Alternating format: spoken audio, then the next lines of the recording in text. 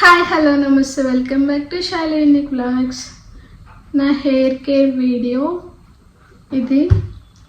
చాలామంది అడుగుతూనే ఉన్నారు, మీరు హెయిర్కి ఏ ఆయిల్ వాడతారు, హెయిర్ కేర్ ఎలా తీసుకుంటారు, మీ జుట్టు చాలా పొడవుగా ఉంటుంది, కాస్త చెప్పరా అని చెప్పి నేను యూట్యూబ్ స్టార్ట్ చేసినప్పటి నుంచి ఇప్పటి వరకు నాకు కామన్గా వచ్చే మెసేజ్లు అదే కామెంట్ బాక్స్లో హెయిర్ కేర్ రొటీన్ అని చెప్పి నేను ఇంతకుముందు ఒక వీడియో తీశాను, నా ఛానల్లో ఉంటుంది, చూడని వాళ్ళు వెళ్ళి చూడండి. నేను ఏ ఆయిల్ వాడతానని చెప్పి వీడియో తీశాను. ఏ ఆయిల్ వాడతాను, ఆయిల్ ఎలా అప్లై చేసుకోవాలి, ఆయిల్ ఎలా అప్లై చేసుకుంటే హెయిర్ గ్రోత్ ఎలా ఉంటుందని కంప్లీట్ క్లియర్గా మనం ఆయిల్ పెట్టుకొని ఎలా మసాజ్ చేసుకోవాలి, ఎలా ఆయిల్ అప్లై చేసుకుంటే మనకి హెయిర్ గ్రోత్ చాలా బాగుంటుందని చెప్పి క్లియర్గా ఆ వీడియోలో నేను చెప్పాను. రీసెంట్గా నిహా సిస్టర్స్ అని చెప్పి నిహారిక గారు తన హెయిర్ కేర్ రొటీన్ వీడియో చేశారు కదా, అది మాత్రం చాలా కరెక్ట్ అండి. ఎందుకంటే మనము ఆయిల్ అప్లై చేసుకొని ఆయిల్ పెట్టుకోవడం అంటే ఏదో పైన ఇక్కడ హెయిర్కి పెట్టుకొని వదిలేయడం కాదు. మంచిగా మనం రూట్స్కి ఆయిల్ అనేది ఇక్కడ రూట్స్కి అప్లై చేసుకొని మంచిగా మసాజ్ చేసుకోవాలి. మసాజ్ చేసుకుంటే మన హెయిర్ గ్రోత్ అనేది చాలా బాగుంటుంది. మన హెడ్కి బ్లడ్ సర్క్యులేషన్ అనేది బాగా జరిగి హెయిర్ గ్రోత్ చాలా బాగుంటుంది. ఆయిల్తో మసాజ్ చేసుకోవాలి బాగా. ఆయిల్ అప్లై చేసుకుని వాళ్ళు కూడా చాలామంది ఉంటారు కదా, ఎందుకంటే ఆయిల్ అప్లై చేసుకోరు. ఆయిల్ అప్లై చేసుకొని మంచిగా మసాజ్ చేసుకోండి. మసాజ్ చేసుకుంటే మనకు రిలాక్సింగ్గా ఉంటుంది, అలాగే హెయిర్ గ్రోత్ కూడా చాలా బాగా అవుతుంది. ఆడవాళ్ళైనా అబ్బాయిలైనా ఎవరైనా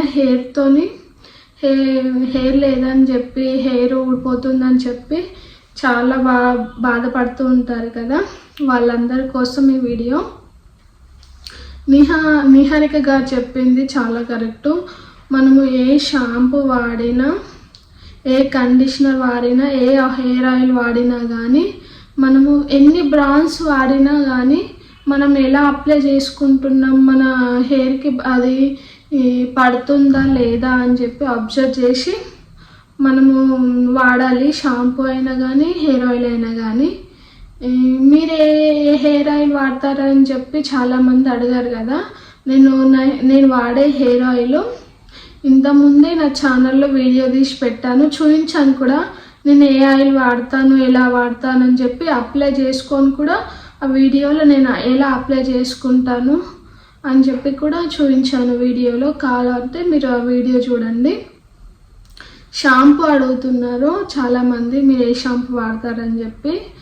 నేను లారియల్ షాంపూ వాడతాను, అలాగే కండిషనర్ కూడా అదే వాడతాను. లారియల్ షాంపూ, కండిషనర్ ఈ రెండు వాడతాను నేను కూడా ముందు చాలా ట్రై చేసిన షాంపూలు కానీ హెయిర్ ఆయిల్ కానీ.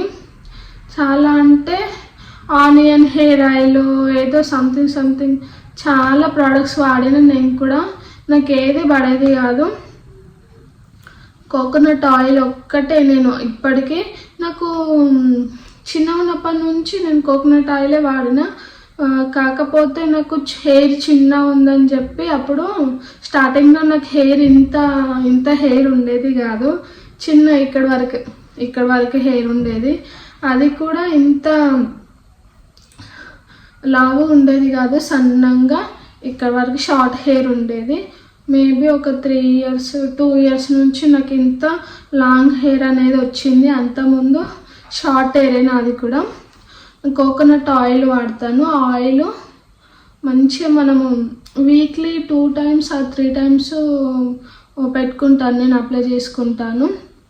వీక్లీ 1 time పెట్టుకున్నా కానీ మనము ఆయిల్ ఎలా పెట్టుకోవాలి, మనం ఇక్కడ